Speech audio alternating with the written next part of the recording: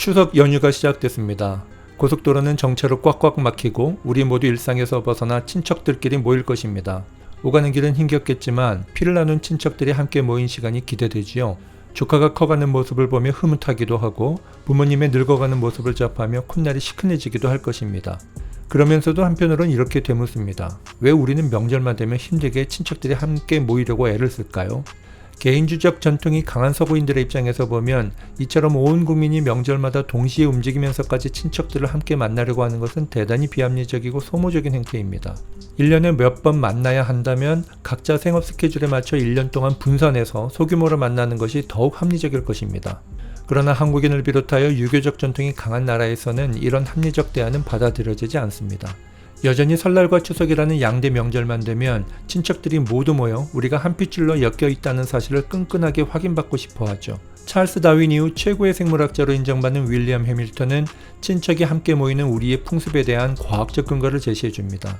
그에 의하면 우리는 피를 나눈 친척들에게 강한 유대감을 느낍니다. 이런 유대감은 단순히 의무감에서 나오는 것도 아니고 친척이 장래에 언젠가 나에게 도움을 줄 것을 예상한 이해타산의 결과도 아닙니다.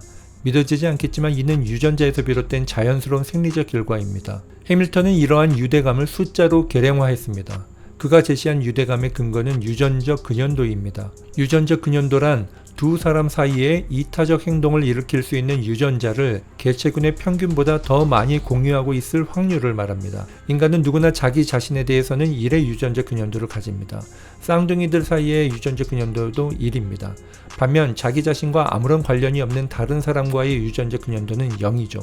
따라서 인간은 자기 자신을 위해서는 당연히 전력을 다해 행동하고 타인을 위해서는 어지간해서는 선행을 베풀지 않습니다. 반면 친척들 사이의 유전적 근연도는 1과 0 사이에 있습니다. 부모와 자식 간에는 2분의 1의 유전적 근연도를 갖습니다. 형제자매도 역시 2분의 1의 유전적 근연도를 갖지요. 부모는 자식에게 자신의 유전자를 정확히 절반씩 물려줍니다. 자신의 유전자 복제본을 가질 확률이 부모와 자식 사이의 50%이므로 유전적 근연도는 2분의 1로 표현되는 것입니다. 형제자매들 역시 유전자 복제본을 50% 공유하기 때문에 유전적 근연도는 2분의 1입니다. 조부모와 손주 사이, 삼촌과 조카 사이에는 4분의 1의 유전적 근연도를 가지며 사촌 사이에는 8분의 1의 유전적 근연도를 갖습니다. 사람을 비롯한 동물들은 이러한 유전적 근연도와 관련하여 상대에게 이타적 행위를 하게 된다는 것이 해밀턴의 주장인데 이를 포괄적합도 이론이라고 합니다. 포괄적합도 이론은 다윈의 진화론 이후 가장 위대한 생물학 이론 가운데 하나로 손꼽힙니다.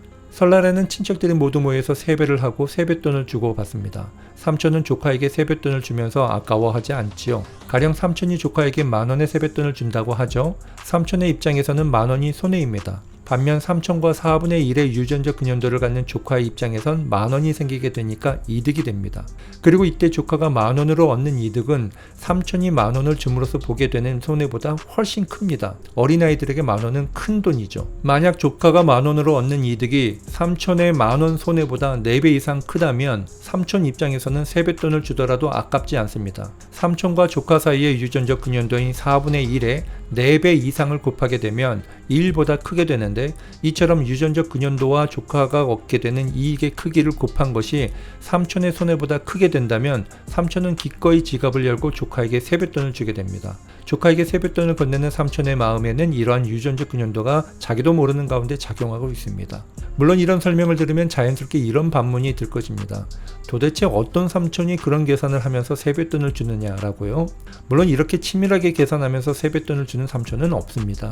여기서 중요한 것은 삼촌이 세뱃돈의 액수를 정하는 과정을 과학적으로 계량화해서 관찰하게 된다면 놀랍게도 그 과정에 이런 비밀이 숨겨져 있다는 것입니다. 가령 필드 우측에서 센터링된 공을 손흥민이 멋지게 헤딩슛으로 골을 넣는다고 할 때 손흥민은 결코 센터링된 공이 올라오는 각도와 속도를 치밀하게 계산해서 그 결과값을 토대로 뛰어오를 높이와 속도를 정하지는 않습니다. 본능과 훈련이 시키는 대로 할 뿐이죠. 손흥민은 본능과 훈련에 따라 이렇게 멋지게 헤딩슛을 넣었을 뿐이지만 그 내용은 과학적으로 분석될 수 있습니다.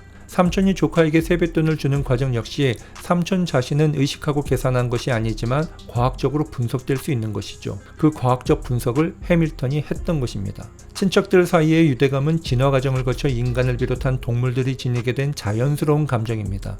이러한 자연스러운 감정이 서구인들이라고 왜 없겠습니까? 허나 서구인들은 집단보다 개인을 중시하는 전통이 강합니다. 이모와 고모를 구분하는 명칭 등 친척을 지칭하는 명칭도 분화되지 않았으며 사촌의 범위를 넘는 친척에 대해서는 호칭 자체가 아예 없습니다. 근대화 과정을 겪으면서 이러한 경향은 더욱 심해졌지요.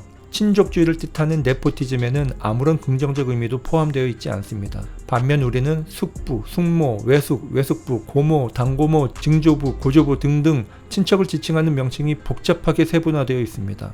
명절로 대표되는 동아시아의 친척 문화는 단순한 문화적 현상이 아닙니다. 비록 많은 비용과 수고가 들더라도 없어질 수도 없고 없어서도 안 되는 진화의 산물이라고 할 수 있겠습니다. 세뱃돈과 추석 차례상은 피를 나눈 친척들이 서로 유전적 근연도로 얽혀 있음을 확인하는 진화적 예식입니다. 오늘의 결론입니다.